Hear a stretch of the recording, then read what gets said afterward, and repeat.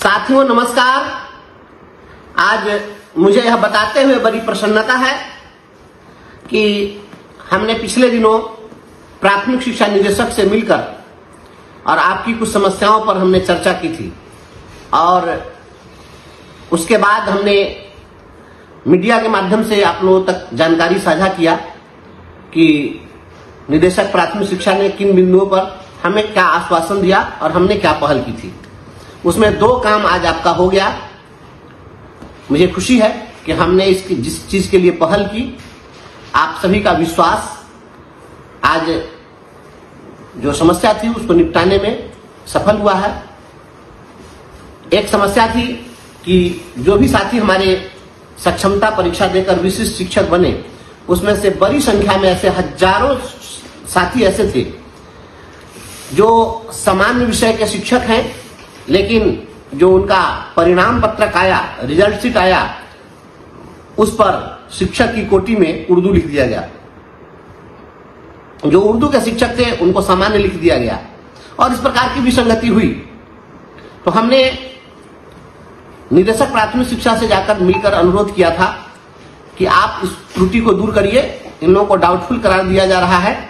और उन्होंने हमें आश्वस्त किया था कि हम इस पर पत्र निकाल देते हैं कि जो उनके नियोजन पत्र में जो कैटेगरी है वही कैटेगरी उनका कैटेगरी माना जाएगा। परीक्षा का विषय और कोटि होना दोनों अलग, परीक्षा का विषय होना और शिक्षक की कोटि होना दोनों अलग अलग विषय वस्तु।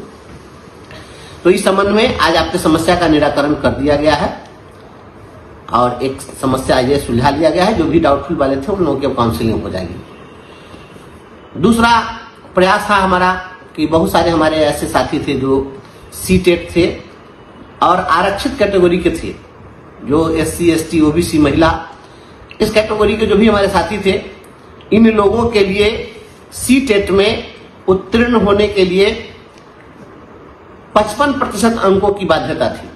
सामान्य कैटेगरी को 150 अंकों में 60% अंक लाना पड़ता है और जो आरक्षित कोटि के हैं उनको 55% अंक लाना पड़ता है। तो 55% अंक लाने के लिए इनको 82.5 अंक 55% होता है और एक प्रश्न के लिए 1 अंक का अधिभार मिलता है। तो आधा अंक मिलने का तो कोई ऑप्शन था नहीं, तो फिर 82.5 हो नहीं सकता था।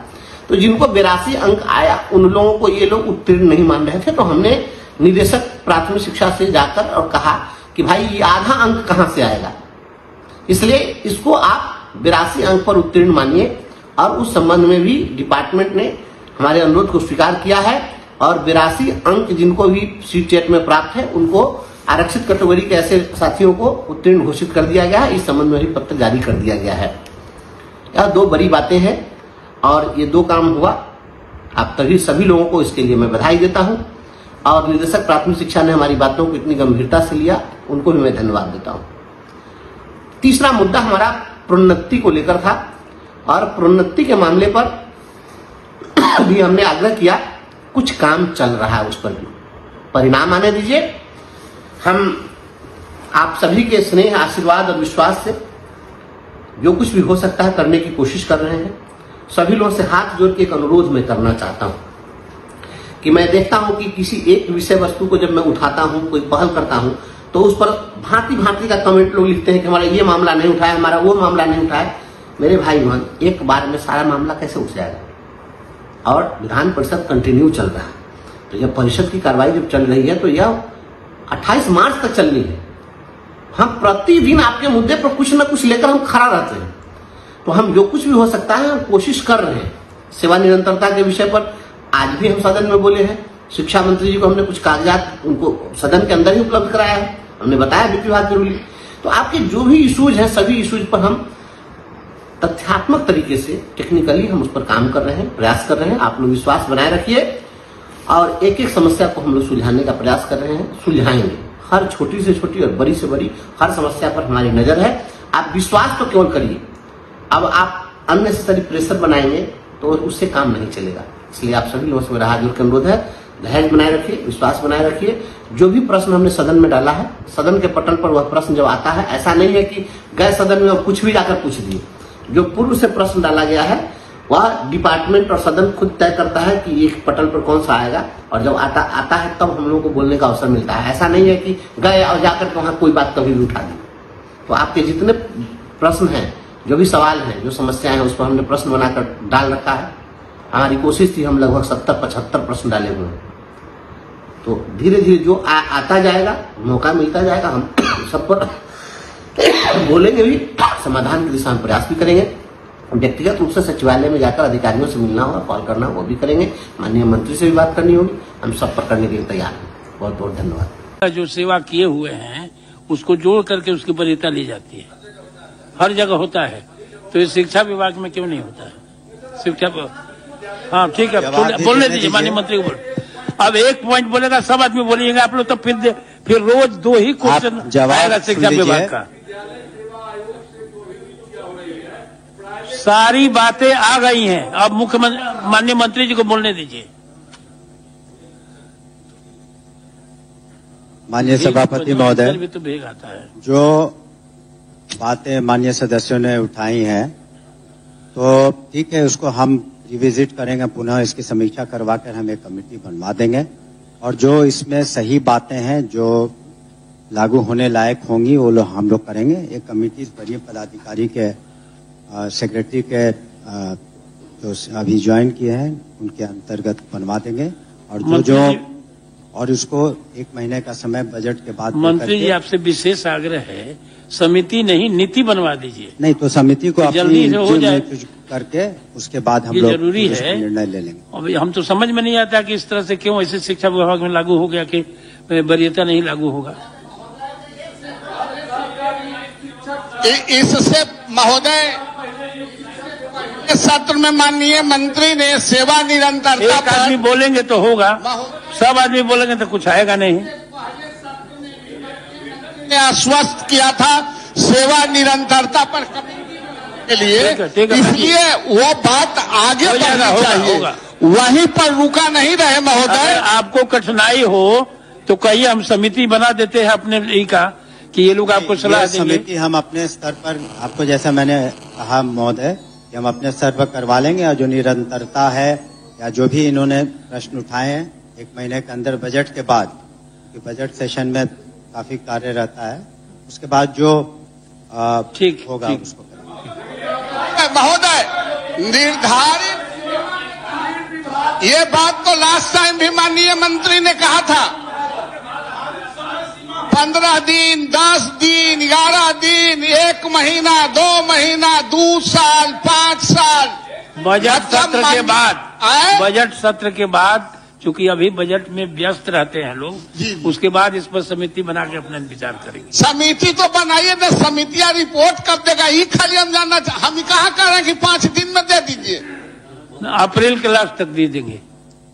अप्रैल के लास्ट तक आग्रह है, ठीक है महोदय। वैसे समिति आसन का निर्णय सर्वोपरि है और उसको सलाम निर्णय नहीं, आग्रह है कि हो जाएगा, निर्णय नहीं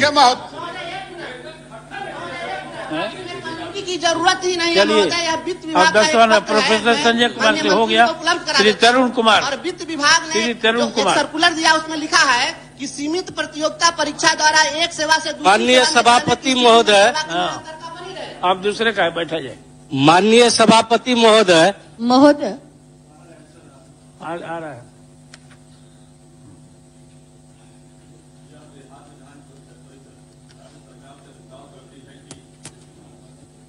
वह सक्षमता परीक्षा उत्तीर्ण स्थानीय निकाय शिक्षकों, पुस्तकालयाध्यक्षों को विशिष्ट शिक्षक बनने के उपरांत सेवा निरंतरता सहित प्रोन्नति एवं अन्य वित्तीय लाभ प्रदान करे। महोदय, मेरा कहना है कि जो भी हमारे स्थानीय निकाय शिक्षक बहाल हुए हैं या पुस्तकालयाध्यक्ष जो बहाल हुए हैं, पुस्तकालयाध्यक्ष जो भी बहाल हुए हैं वो तो बहुत कम संख्या में है पूरे बिहार में, लेकिन जो अन्य शिक्षक हैं उनको जो है उनका विशिष्ट जो नियोजित हमारे बीच में थे उनको विशिष्ट शिक्षक सरकार ने दिया है सक्षमता परीक्षा लेकर, लेकिन कई जगह ऐसा है कि उनको लाभ, एमएससीपी का लाभ जो उनको नियोजन के क्रम में मिलना था वो लाभ नहीं मिला, और कई लाभ से उनको अभी विशिष्ट शिक्षक नियमावली में जो है उनको वंचित कर दिया गया। मेरा कहना है कि सैलरी लगातार किसी का बढ़ता है, घटता तो नहीं है, लेकिन जब उनको निरंतरता नहीं देना है तो कोई ना कोई तो उसका रास्ता निकालना पड़ेगा। और निरंतरता एक अहम प्रश्न है। पूरे बिहार में हम लोग कहीं भी जाते हैं तो सेवा निरंतरता की बात होती है, इसलिए इस पर सरकार को गंभीर होना पड़ेगा। और माननीय मंत्री से हम इसमें स्पष्ट कब चाहते हैं कि इसमें क्या सरकार का रुचि है, क्या सरकार चाहती है। ठीक है माननीय मंत्री। महोदय, वस्तुस्थिति यह है कि भारत के संविधान अनुच्छेद 309 के परंतु के तहत बिहार विद्यालय विशिष्ट शिक्षक नियमावली 2023 समय समय पर तथा संशोधित अधिसूचित की गई है। उक्त नियमावली में प्रावधान है कि स्थानीय निकाय में नियुक्त जैसे स्थानीय निकाय शिक्षक जो क्षमता परीक्षा उत्तीर्ण हो चुके हैं वो योगदान की तिथि से विद्यालय अध्यापक के समान दर्जा प्राप्त करते हैं। सक्षमता परीक्षा उत्तीर्ण निकाय शिक्षकों पुस्तकालयाध्यक्षों के पूर्व की सेवा स्थानीय निकाय नियमावली के तहत की तथा वर्तमान में विशिष्ट शिक्षक बनने के उपरांत उन्हें बिहार विद्यालय विशिष्ट शिक्षक नियमावली 2023 के तहत वेतन संरक्षण प्रोन्नति और अन्य वित्तीय लाभ दिए हैं। जबकि पूर्व की सेवा स्थानीय निकाय नियमावली के तहत होने के कारण उनको सेवा निरंतरता का लाभ देने हेतु वर्तमान में सरकार के पास विचाराधीन नहीं है। लेकिन जैसा कि इस क्वेश्चन आवर के दौरान ये बात उठी थी तो उस पर पुनः हम लोग विजिट करेंगे, अतः इसे वापस लेने की कृपा कीजिए। महोदय मेरा माननीय मंत्री से बस एक चीज कहना है। इस पर तो हुआ था बहुत सब बात आ गई है, इसलिए इसको वापस लीजिए। ठीक है, मंत्री जी के आश्वासन के बाद इसे वापस लेते हैं, लेकिन हम चाहें कि अगला सेशन के पहले ही जो है उनका कोई उपाय कर दिया जाए। वापस लिया गया।